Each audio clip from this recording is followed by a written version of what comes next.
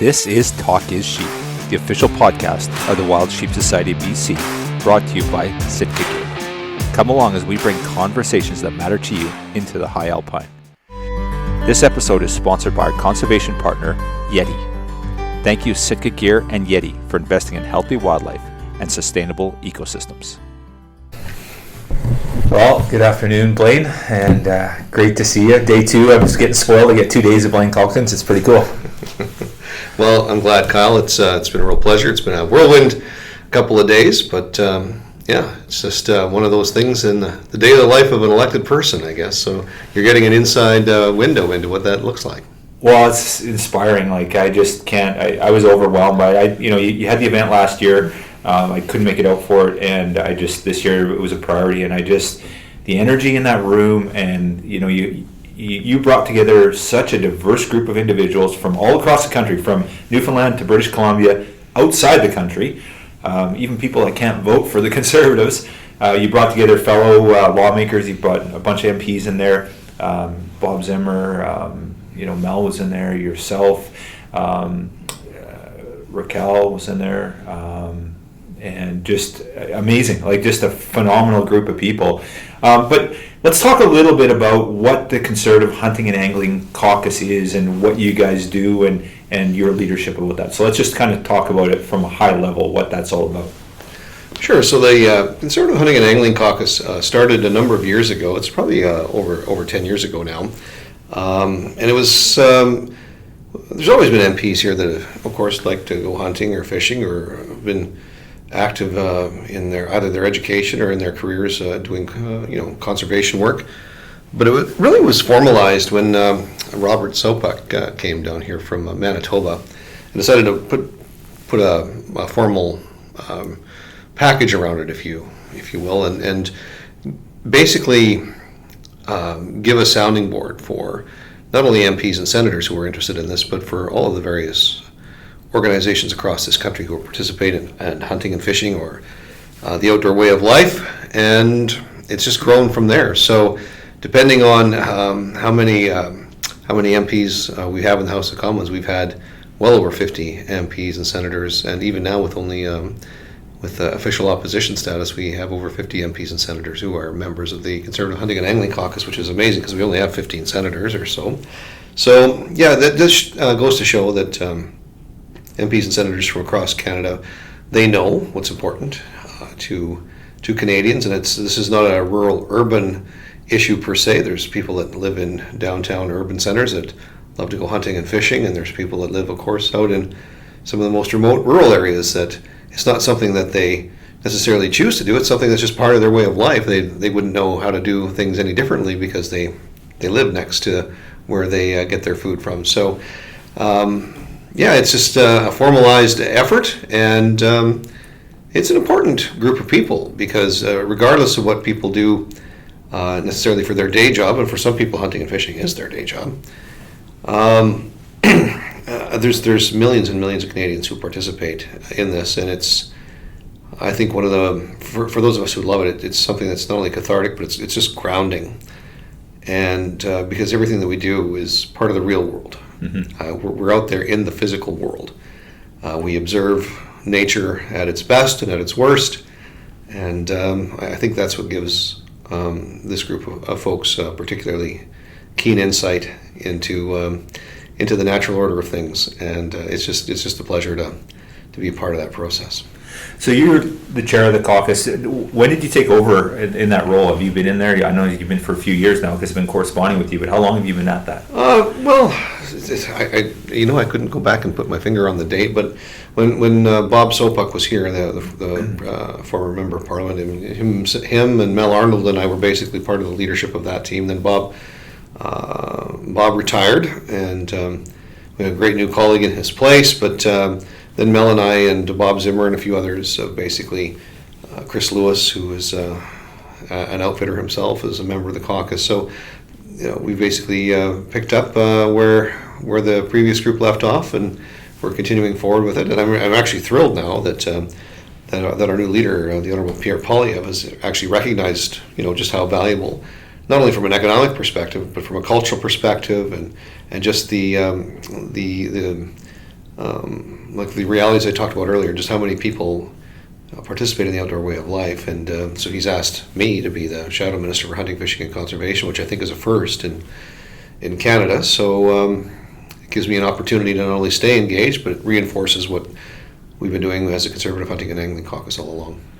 Well, it's always inspiring too that you have someone leading that shadow ministry as somebody that's a hunter and an outdoorsman and an angler, and you've spent your life doing that. So it's not that it's just somebody was plugged in that role that wasn't qualified. You're overqualified. So it's fantastic that we have you in that role, and you're so inspiring in everything that you do, right? So it's exciting to see that. So it's good to have a hunter representing hunter interests in Ottawa. Well, I love it, right? I mean, so for those of us that like to go hunting and fishing, I mean, this is what we do. This is where my, if I was counseling somebody on how to grow their wealth, I would say don't buy fish hooks and and bullets. But it's just something that we love to do, right? So this is where if you're not allowed to work specifically in what your passion is on a daily basis, then obviously you spend all of your free time wherever you have it pursuing those passions, and that's what I do. I mean, it's not something I just think about once in a while. It's something that when I have time, when I don't have to be here, when I don't have to be in Parliament, when I don't have to be doing the specific duties that come with being a member of Parliament, I'm out in the woods, I'm out on the water, enjoying time with my friends and my family, and just taking in all the splendor that we have in this. Like, we are so blessed as Canadians to have this vast landscape. Much of it still very pristine and in a natural state. Even our farmlands and our pastoral settings are great. Places of abundance. There's very productive landscapes. So the wildlife, the fish, the birds, everything that's there. It's just all we have here is opportunity, and I think that's what the real passion is, and that's what the real focus of the Hunting and Angling Caucus is to make sure that we do have that opportunity for all, for generations to come. It's a really important thing, and make sure we create that abundance, keep that abundance of fish and wildlife and species that are available to us, protect the habitat, and conserve it for all time.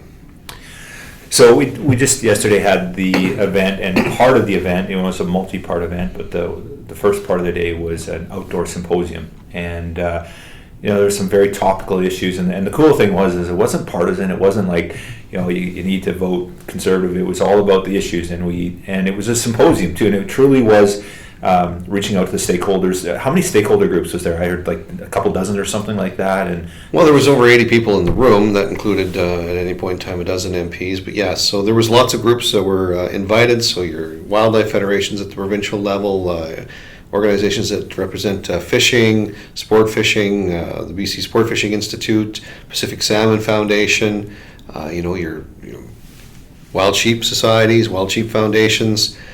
Basically anybody that's organized, your professional outfitter, guides and outfitters from across the country. So anybody that's involved in hunting, fishing, or conservation, and creating and ensuring that abundance is invited to participate. Look, not everybody can make it, and I get that. But as we continue to build and grow, I want to have a couple of days, and the hope would be to have a lot of focus to build momentum as we go forward. To make sure that we're not forgotten, to build that political that political powerhouse per se, where not everybody's on the same page as far as what they're doing. For example, the folks that look after the Wild Sheep Societies or Wild Sheep Foundation are very specifically focused on sheep, of course, but I mean, the Rocky Mountain Elk Foundation, everybody has got their own areas of interest, but there's a common thread between all of them, which is to ensure that we have access, to ensure we have viable populations, to ensure that we have the ability to continue to hunt or fish, whatever the organization happens to be. So that common thread that binds us all together is what I'm trying to build some political momentum around, to make sure that not only are politicians listening to us, but we have to get the broader public. The broader public has to continue to accept that it's reasonable, and not only reasonable, but it's actually it makes scientific sense, it makes economic sense And we have to continue on making those arguments and making those presentations to the broader Canadian public who doesn't hunt or fish, so that we have the ability to continue to do so, that we can continue to have that acceptance, because the alternative might actually sound better, which is we're going to save animals by not doing anything with animals. But anybody who knows anything about how the natural systems work knows that actually active management is going to get you far better results than just putting circles around vast areas of water or land and saying, we're going to pretend that Mother Nature is going to take care of all of this in a little island in the sea of everything that man is doing elsewhere in the world, and pretend that it's going to be okay. We just know that the effect of that is usually not good when it comes to outcomes for certain species of fish and wildlife. Mm-hmm. Yeah, and it was interesting. You brought together a very diverse group and some very influential and important people and forward thinkers in our industry that were there yesterday. And then, of course, we had the MPs there. As you mentioned, Bob Zimmer was there, Mel Arnold was there, yourself. And it was fantastic to hear the different perspectives, the different issues, the things that I think the party is looking at that is of concern, that that maybe needs to be addressed. We talked about C21. We talked about one of the things that kept coming up was predator management, and we even had, I think, species at risk was on the list there, but we didn't even get a chance to bite into that. So that was one of my thoughts, where I would love to have seen more. And you said to me last night, well, what did you think? And I said, amazing. We just need more of it. So expanding to multi-day would be fantastic. I felt that we're just scratching the surface on some of those issues. But I guess maybe, Blaine, we could jump into a few of those things about some of the things that the Conservatives are concerned about, that that you'd like hunters and anglers to be more proactive about some of those issues. So I don't know if there's any, I think Bob and Mel tackled some of those things yesterday, but what are some of the things that, as the Conservative Party, that are you concerned about from a hunting and angling perspective, and what can we do as constituents, as voters, to try and move the needle and try and change the trajectory in some of these things that we care deeply about? Well, the first one is we have to get public acceptance, and I think there still is broad public acceptance, and it was encouraging to see when it comes to hunters being able to, use their firearms. So the line was crossed clearly when the government of the day, and I'm not trying to be terribly partisan here, but the government right now, went too far. They didn't understand that through whether you agree with what they're trying to do or not with what they term so-called assault rifles or assault style firearms. What they did is they stepped into it. They entered the hunting world because they simply don't understand. They don't understand that a hunter, a rifle that's in the hands of a hunter is a hunting rifle. It doesn't matter what it looks like, doesn't matter what shape it takes, doesn't matter what form it takes, as long as it meets the legal and technical requirements of the province or territory that you're hunting in. That's your hunting rifle. It doesn't matter if the stock is synthetic and it might look like a tactical rifle, or and that's where they just don't understand. They don't know, and and for them it's a political argument. I would argue that it's a scare tactic and a political argument to get people to vote for them, to advance a political agenda. And when they cross that line into the largely into the hunting realm, when it comes to numerous semi-automatic shotguns and long guns that people traditionally hunt with, whether they're Aboriginal or otherwise, the broader public actually changed its opinion about what the government of the day was doing, to the point where the government had to basically do a massive climb down from what they were trying to do, and that's in large part due to the fact that hunting is still seen and viewed by Canadians, whether it's Aboriginal or Indigenous peoples having their right to hunt and fish, or even just the more broad acceptance of the fact that Canadians do actively hunt. That created that climb down. So that's reassuring to me. So that tells me that while hunting still is broadly accepted, why don't we take advantage of this opportunity? Because it's really there. Like, it's just a couple steps away from from being taken away by a government of the day that, again, fails to understand or doesn't want to acknowledge that hunting and fishing is an important fabric of our society. So there's that issue. So that was encouraging for me. But we're also seeing a number of other issues that are coming to the forefront. And one of the things that I think is of concern to some people, the last Conference of Parties on Biodiversity, COP15, which was here in Montreal, talked about there's a global initiative called 30 by 30 and 25 by 25, 30 by 30, which means that countries basically sign on to this notion where they agree to preserve the natural state and habitat of terrestrial and aquatic and ocean environments, and the deadline is 2030 to have that 30%. And it's not just any 30% here and there. It has to be 30% of each major ecological zone, or it doesn't make sense for a country that has a vast Arctic region like Canada do all of our preservation in the Arctic region just because there's nobody there. So we would be obligated, in theory, to have 30% of our mountainous areas, 30% of our grasslands, 30% of our Arctic. All of this would be under some type of preservation style model, and countries do have the flexibility to determine what that looks like. But one of the things that I'm concerned about, and a number of my colleagues are concerned about down here, is there are negotiations going on right now with between the Government of Canada, First Nations, and other organizations, provinces and territories, to meet their 30 by 30 targets. And we're not necessarily, as hunters and angling groups, not everybody's at the table participating in that conversation. So when the government does sign these agreements, or some over 60 agreements that they've listed on the Government of Canada website, we don't even know what the text of those agreements looks like. So we're going to be doing more digging into that and see if we can get some clarification on what that looks like. Because the North American model for wildlife management, many people don't necessarily know the history, but it's a very rare thing in the world. Canada and the United States do things very differently, where if we were in other parts of the world, if there was an animal on your property, that animal, even if it's a wild animal, is your animal because it's on your property. Well, here in Canada, it's not. It's a common public resource. The fish in the water, the animals on the land, the birds in the sky belong to everybody under the care and control of either our provincial, territorial, or federal government. So it's to be managed to the benefit of everybody. That's a public resource, a common public resource. So we just have to be sure that when we're going through this 30 by 30 process, I think everybody would generally agree that having provincial parks, national parks, areas of refugia is not always a bad thing for some species.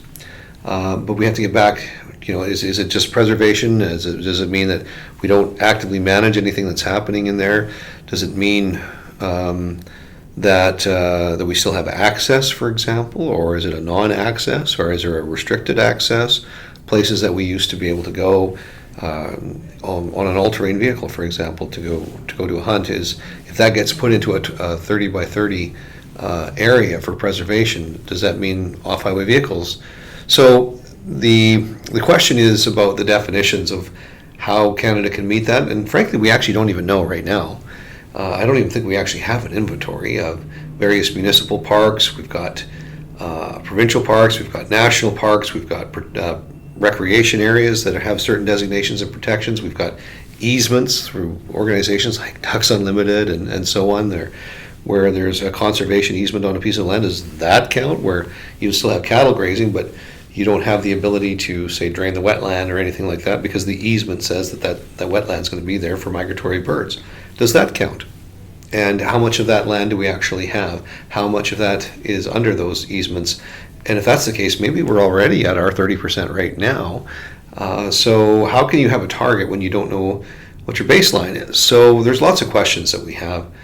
And we're trying to get a handle on it right now because it is a fairly ambitious goal, and it's not that far away. I mean, it's only 7 years away when we're supposed to achieve this. So if we don't even know where our starting point is, how do we know where the end line is?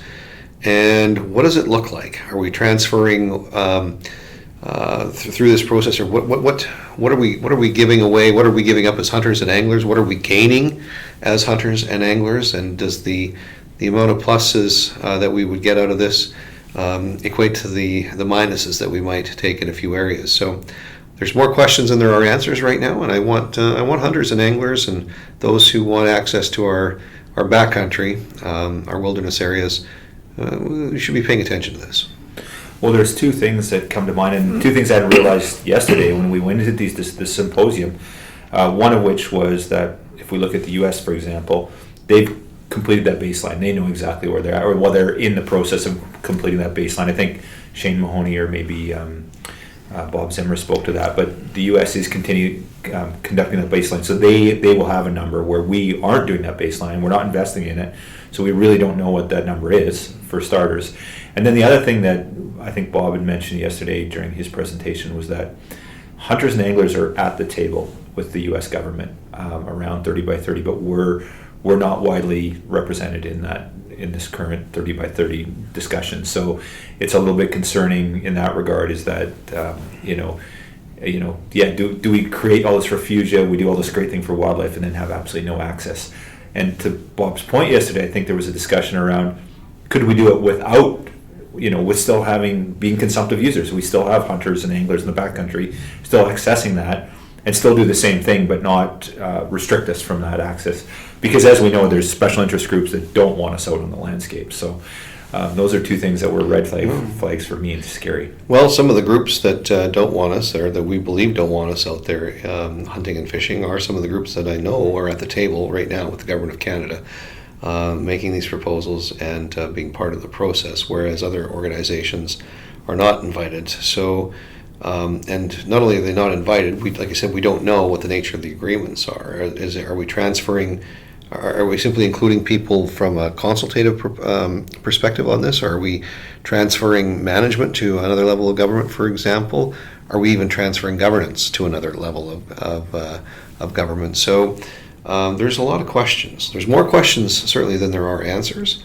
And if we don't take a closer look at this quickly, a lot of things will happen, and then we'll be asking, why didn't we do something a couple of years ago when we had the chance? So that's one of the things that we're trying to raise some, like I said, raise some concerns over, and we need people who like to go hunting and fishing to know that this is coming, and the government of the day has ensured that it's already started, and we need to know what it's going to look like and how far it's going to go, and try and get the outdoor community at the table. They should be part of the conversation. Mm-hmm, mm-hmm. One thing that was interesting, during the symposium yesterday, you had an opportunity for stakeholders to speak, other MPs, mm-hmm. and it truly was a symposium. So it was fantastic that some of these issues there was some.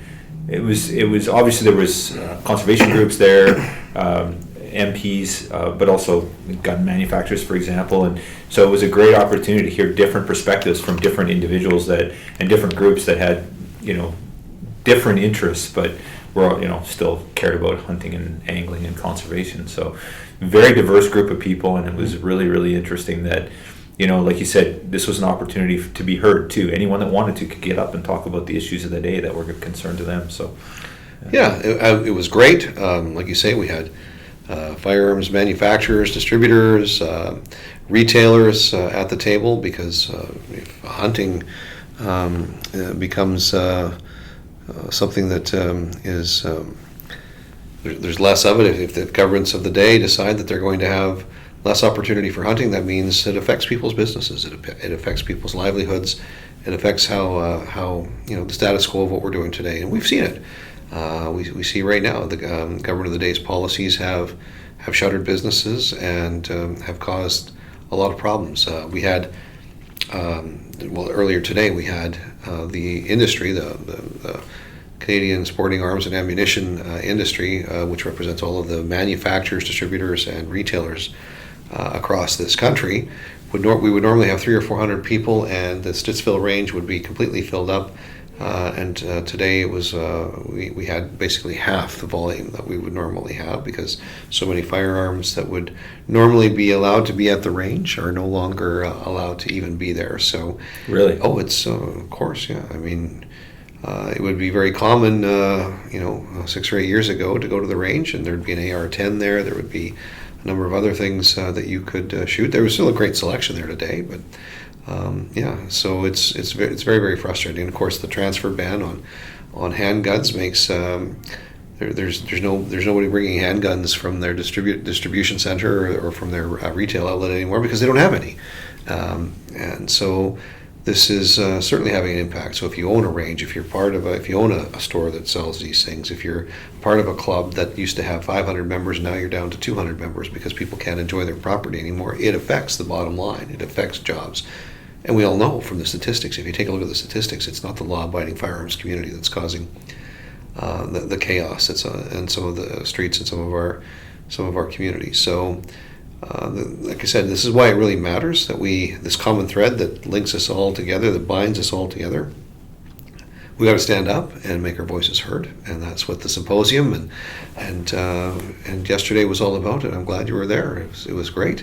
We have more work to do, but it was another step in the journey as we continue to grow and expand. And like I said, the goal would be to create that organization that has the political clout to defend everybody's interests when it comes to hunting, fishing, trapping, and conservation across country. Yeah, so let's talk a little bit about that. That was one of the things that yesterday kind of, I guess, organically sprouted out from our discussions, is that having a coalition of like-minded individuals that were going to advocate for hunting and fishing and all these things that are really important to us. And we kind of see a little bit of that. Obviously, there's a gun lobby, and there's outfitters have a lobby, and there's these different, but really not a more broad-based and almost an influential voting bloc per se, that you could make it a wedge issue in an election. It's like either you support this issue or you don't, and we're going to vote this way. And you have your 3 million voters that are going to elect this party because of this issue. And that obviously has to be grassroots. It's got to be driven by somebody. But it was one of the discussions I seen, and it was interesting.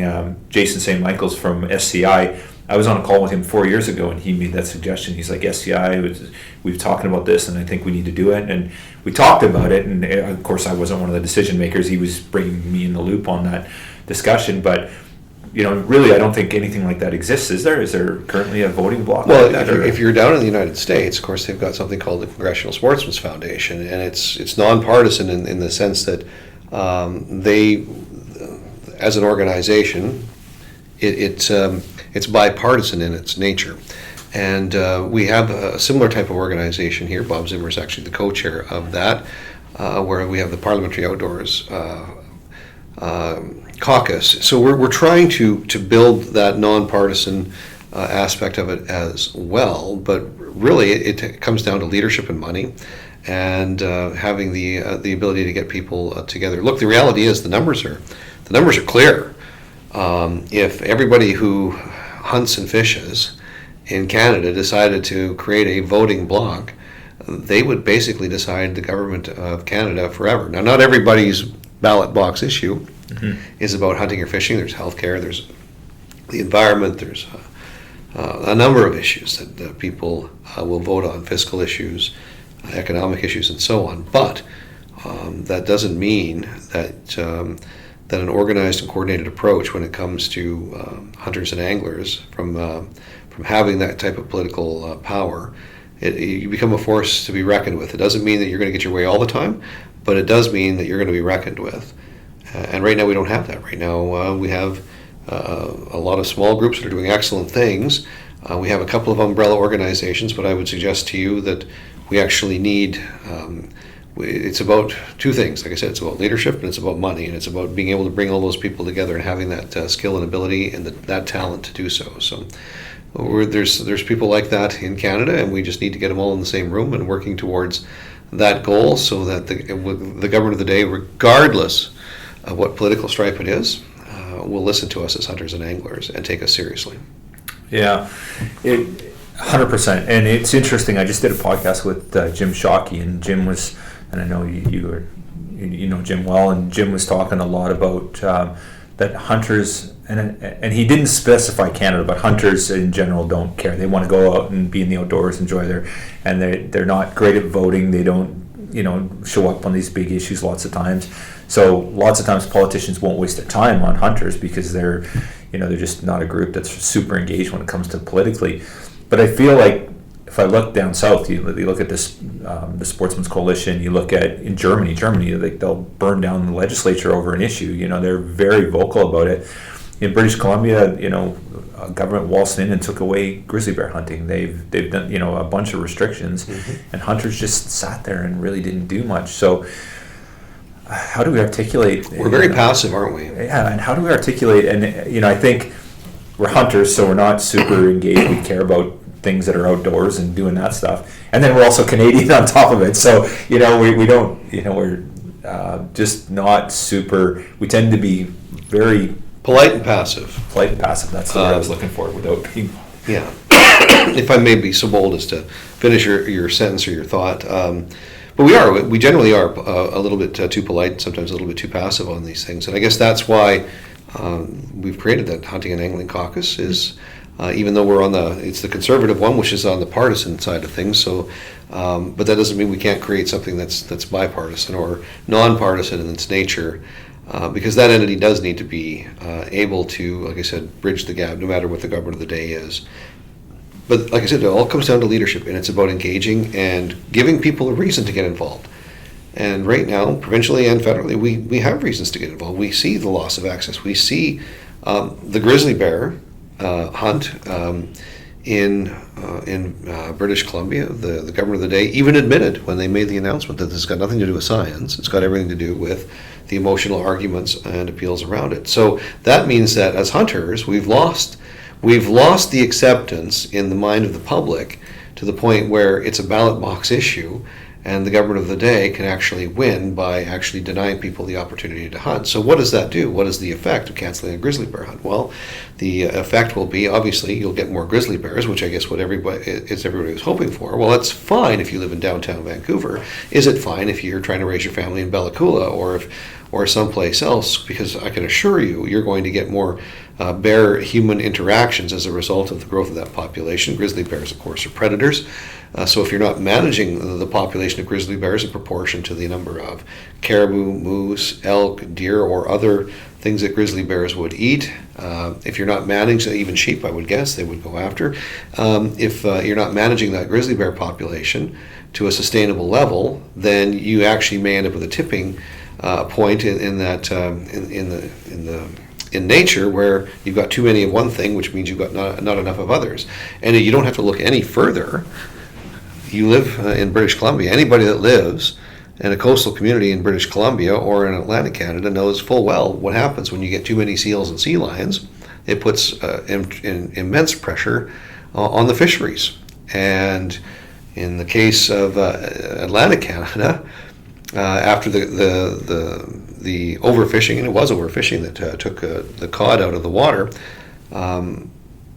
with the Marine Protection Act, the Marine Mammal Protection legislation that came in about the same time, and all of those things creating basically a perfect storm. How can you manage a fisheries stock when you basically take seals and sea lions and everything else, and you put them in a box and say, we're not going to touch those populations at all. We're going to allow no hunting. There's going to be no harvest. There's going to be no active management of those populations. And then all of a sudden we're expecting to now manage fish, which obviously are part of the whole food chain for these apex predators. And then we're going to be, as human beings, commercially and recreationally fishing from that same pool.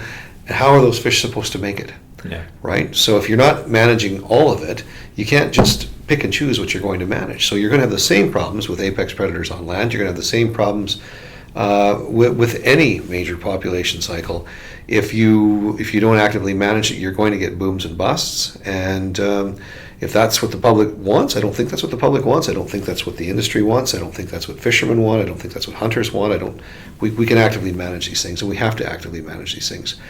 I used to be a national park warden in Jasper National Park, and the park policy is not to actively manage certain things, or has been traditionally for quite some time. So you just take a look. There used to be an abundant caribou herd that moved in and out of Jasper National Park, out of the park and into through the Wilmore and other parts of Alberta, which of course would be susceptible or available for resource use, oil and gas and forestry. But at the same time, the national park isn't managing the wolf population in the park. Mm-hmm.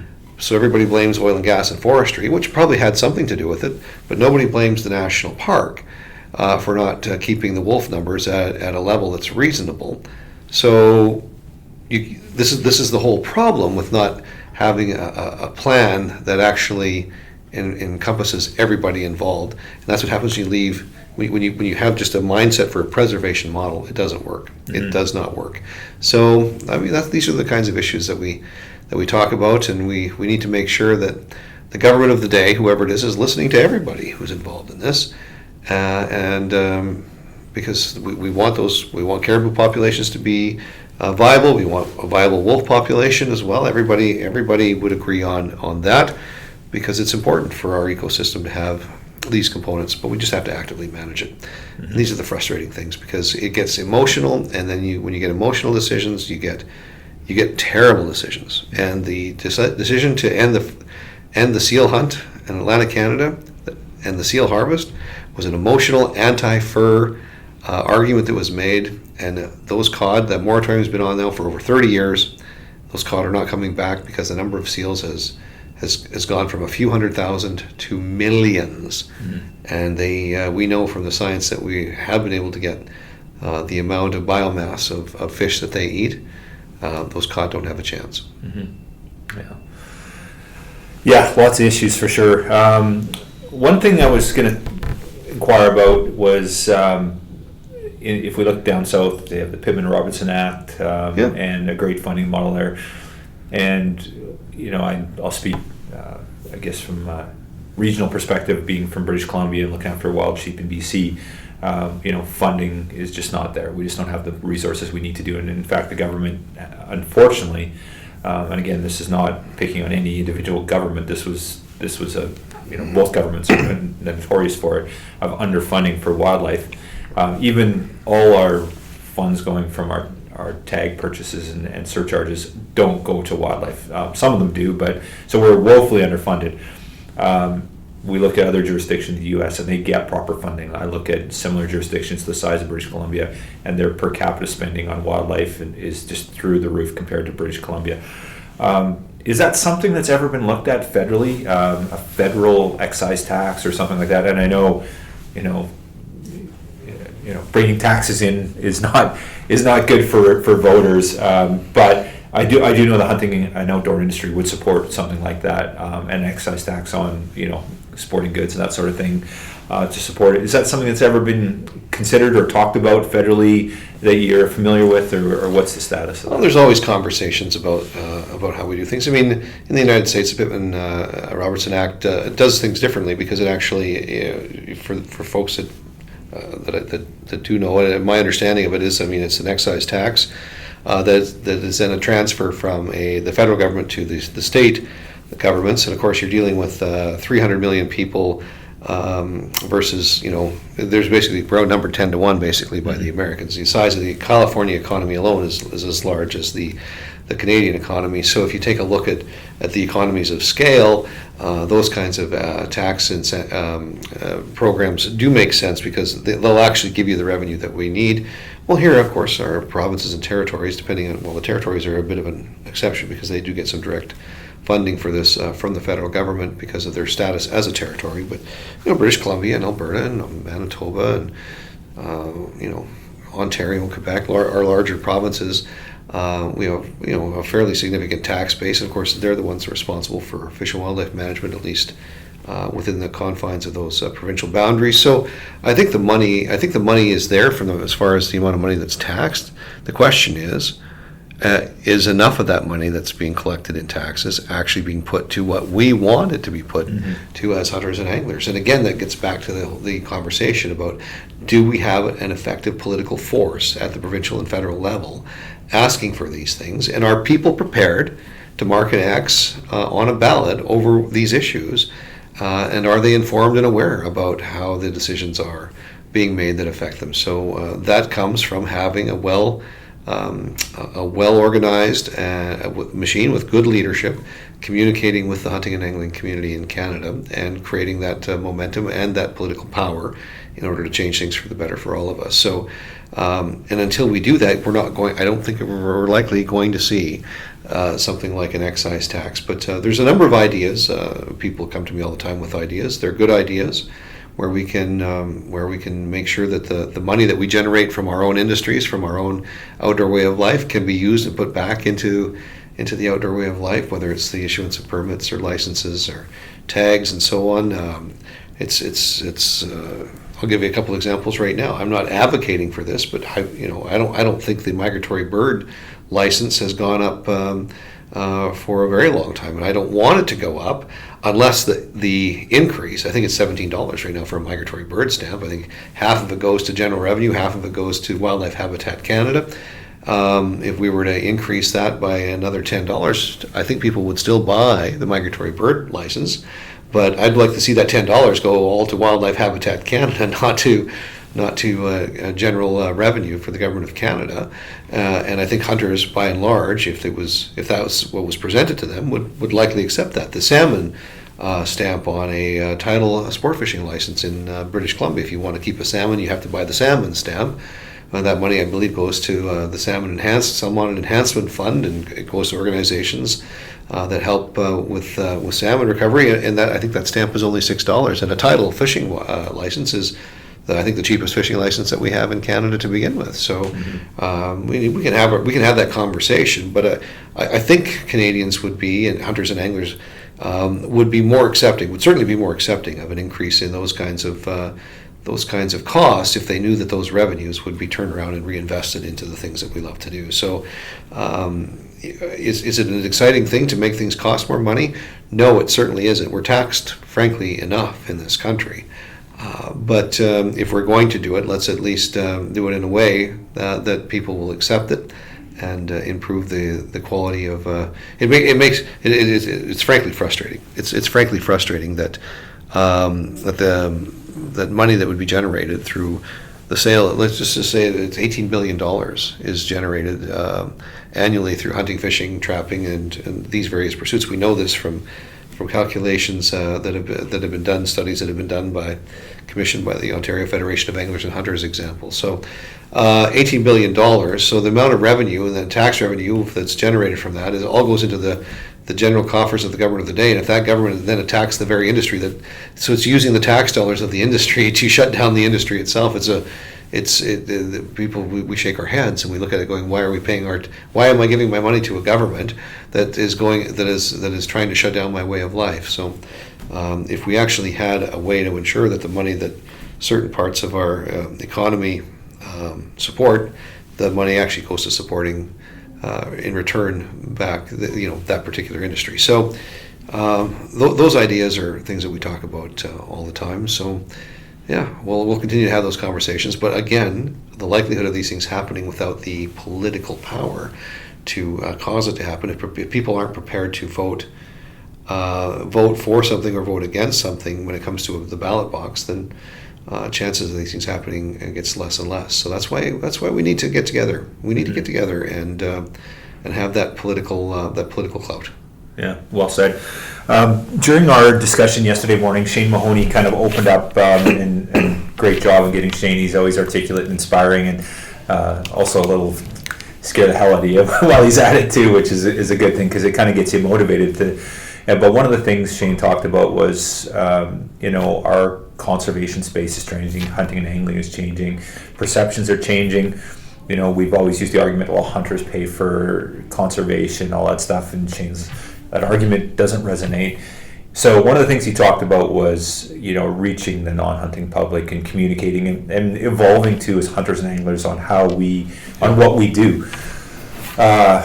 Daunting task for sure. And any thoughts on how we can do that better, what we can do better, so we can get that broader acceptance? I think the general sentiment coming out of the room and the general theme. So you take a look, at least pre-COVID, you take a look at what where the trends were and who's buying hunting licenses. And I was talking to the Angelo Lovardo from the Ontario Federation of Anglers and Hunters yesterday as well, and we're seeing an uptake actually in the number of people buying hunting licenses. Well, who's buying these licenses? It's definitely, of course, people entering. Younger people tend to enter, people who've already been hunting all their lives, so don't need to go and take the hunter training courses. So you generally see younger people, but the number of young women actually taking up hunting, not necessarily rifle hunting, but whether they're hunting with a bow or a crossbow. So what are the barriers that we have at the provincial level? Like, does every province allow you to use a crossbow, for example, to go hunting? Not my province doesn't, unless you have a medical rationale to use a crossbow. You can use a compound bow. There's a season for that. Does every province and territory allow seasons for primitive weapons like a black powder season, so that people will have more opportunities to access, people who might not be interested in being rifle hunters but are interested in doing other things. So if that's, we have to have that conversation. I'm not sure we're having those conversations right now in every province and territory. And why are young women coming out of the woodwork and getting more involved in hunting? Well, you ask them, you talk to them, you find out what's motivating them. It's a protein. They want to acquire a protein source that's not genetically modified, that's natural, that's free roaming. And that's what they want to provide for their family, and that's food, right? Mm-hmm. So, by and large, I think society still very much understands the notion and concept of hunting for sustenance and for food.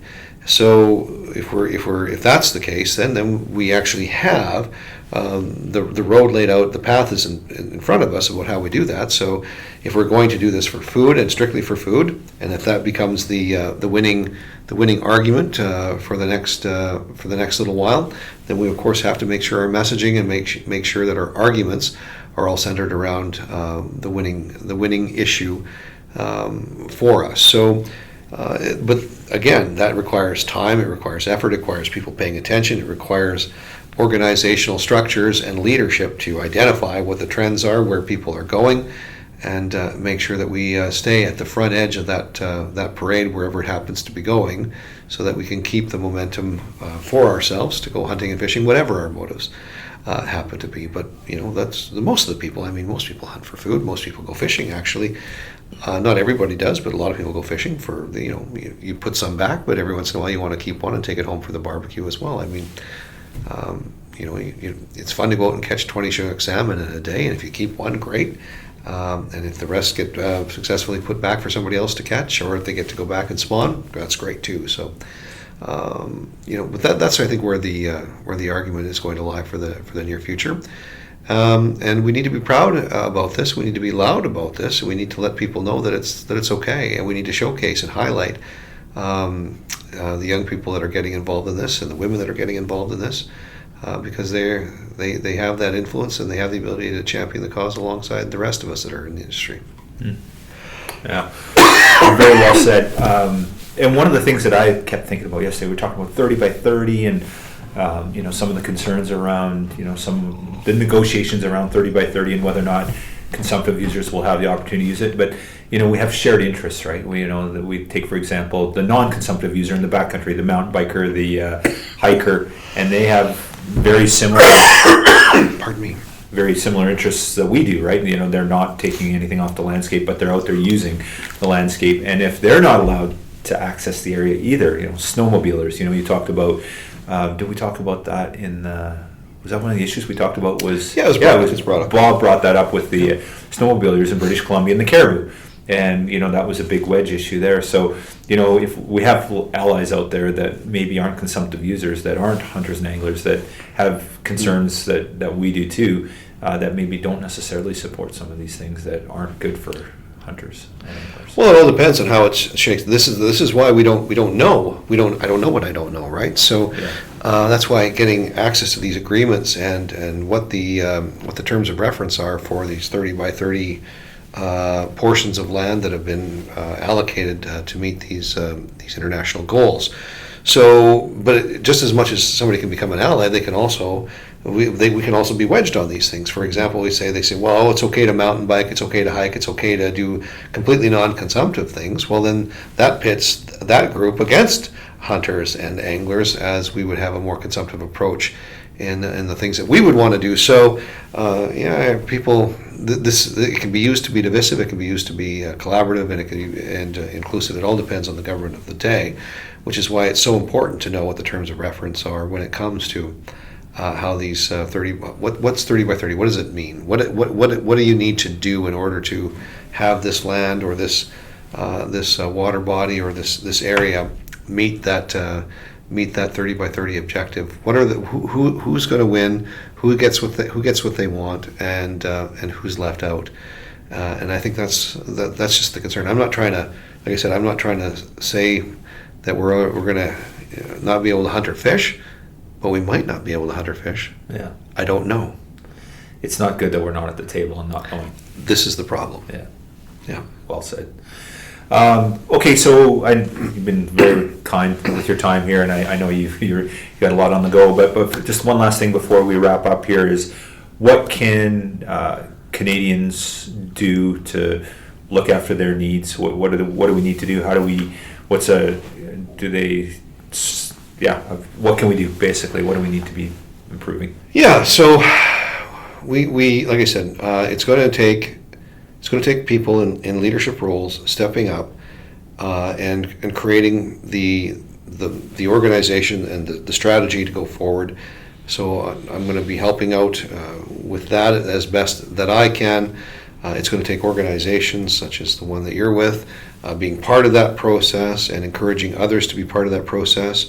We need to identify people in the media who will be objective with us. We have our own media outlets that already talk exclusively about these things, but I'm talking about in the general mainstream media. We need to be able to get our message out there to the, we need to sing to somebody other than our own choir, and we need to make inroads there and make sure that we that our message is heard by those, so that we create that feeling of confidence and acceptance in the broader community about what it is that we're doing. We need to obviously be paying attention to what's happening on social media, because so much information is out there right now on social media. We have to make sure that we have a presence there so that we're also not only defending our interests, but promoting what it is that we do, generating interest and getting more people considering doing what we do, but at least accepting the things that we do. So there's a lot of work to do, and of course creating the political clout that we need. And keeping our people energized and informed, and ready to do what they need to do in order to ensure that we can hunt, we can fish, we can trap for generations to come, and pass along the great inheritance that we have as Canadians to our children, to our grandchildren, to the benefit of everybody. Sounds like we have our marching orders. We do. Well, thank you, Blaine. I can't Thanks, Al. articulate enough how important this is to be part of this process and be down here and to meet with you and everything that you do for everything that I care about. Well, yesterday was just another beginning, so we're going to continue building that momentum. So I'm glad that you're here. Please pass along my best to everybody back in British Columbia. I will, for sure. And again, just congratulations on a fantastic event. So inspiring, and something really that to build on, for sure. And the food was pretty good last night, It too. was phenomenal. And your chief of staff was feeding us with her bear. How cool is that? Yeah, that's right. Chris went out and harvested a bear just so we would have something for the event, and I think everybody liked it.